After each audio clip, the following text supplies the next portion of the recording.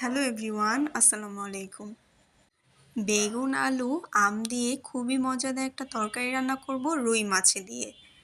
প্রথমেই দেখতে পাচ্ছেন আমি ভালোভাবে তেলটা গরম করে নিয়েছি। এখন লবণ, হলুদ, মরিচের গুঁড়ো দিয়ে ভালোভাবে মেখে রুই মাছগুলোকে একটু ভেজে নিতে হবে। রুই মাছগুলো আমি এদিকে ভেজে নিচ্ছি। পাশেই আমি একটা পাত্র বসিয়ে দিয়েছি চুলায়, দিয়ে দিলাম কিছু পরিমাণে তেল। এখন দিয়ে দিচ্ছি বেশ কিছু পরিমাণের পেঁয়াজ কুচি। আপনারা যতটুকু পরিমাণের মাছ বা বেগুন নেবেন সেই অনুযায়ী কিন্তু সব মশলাগুলোকে অ্যাড করে দিতে হবে। এখন আমি দিয়ে দিলাম কয়েকটা কাঁচামরিচ, দিয়ে ভালোভাবে এখন নেড়েচেড়ে একটু ভেজে নিতে হবে। দিয়ে দিচ্ছি স্বাদ মতো লবণ। লবণটা আমি প্রথমেই দিয়ে দিলাম কারণ যাতে পেঁয়াজটা তাড়াতাড়ি ভাজা হয়ে যায় আর নরম হয়ে আসে। লবণটাকে দিয়ে নেড়েচেড়ে একটু মিশিয়ে দিচ্ছি। এখন আমি দিয়ে দিলাম আদা রসুন বাটার পানিটা।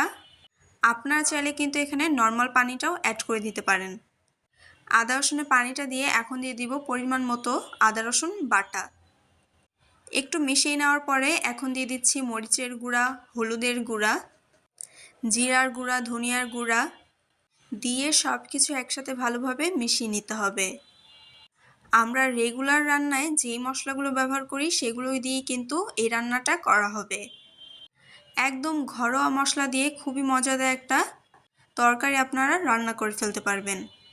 মশলাটা খুব সুন্দরভাবে কষিয়ে নিব এখন, তাই ঢাকনা দিয়ে ঢেকে দিয়েছি। কিছুক্ষণ পর ঢাকনা খুলে এখন আবার নেড়েচেড়ে মিশিয়ে দিচ্ছি। যেহেতু এখন কাঁচা আম পাওয়া যাচ্ছে, কাঁচা আম দিয়েই কিন্তু এই রান্নাটা আপনারাও চাইলে করে নিতে পারেন।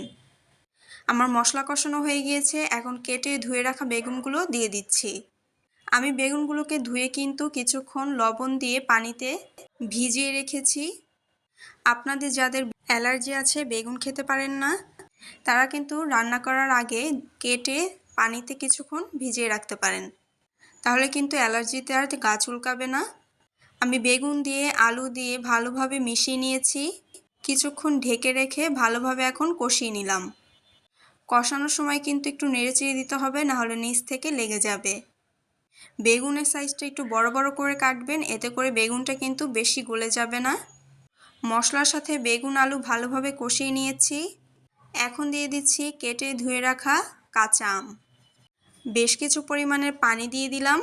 ঝোলটা অনেক বেশি পাতলাও হবে না, আবার অনেক বেশি ঘনও হবে না, তাই সেই পরিমাণের পানি দিয়েছি। আপনারা যদি বেশি একটু পাতলা খেতে চান তাহলে কিন্তু একটু পাতলা রাখতে পারেন, বা ঘন করলে আপনারা আপনাদের পছন্দ মতো কম বেশি করে পানিটা দিয়ে দিবেন।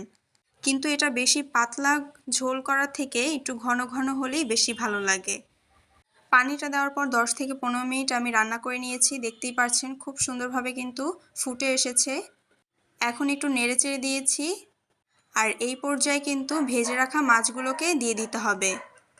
মাছগুলোকে দিয়ে একটু নেড়েচেড়ে দিতে হবে যাতে মাছের ভিতরে মশলাটা খুব সুন্দরভাবে ঢুকে যায়।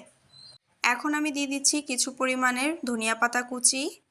আর কিছুই কিন্তু দিতে হবে না, ঢেকে রেখে কিছুক্ষণ রান্না করে নিতে হবে।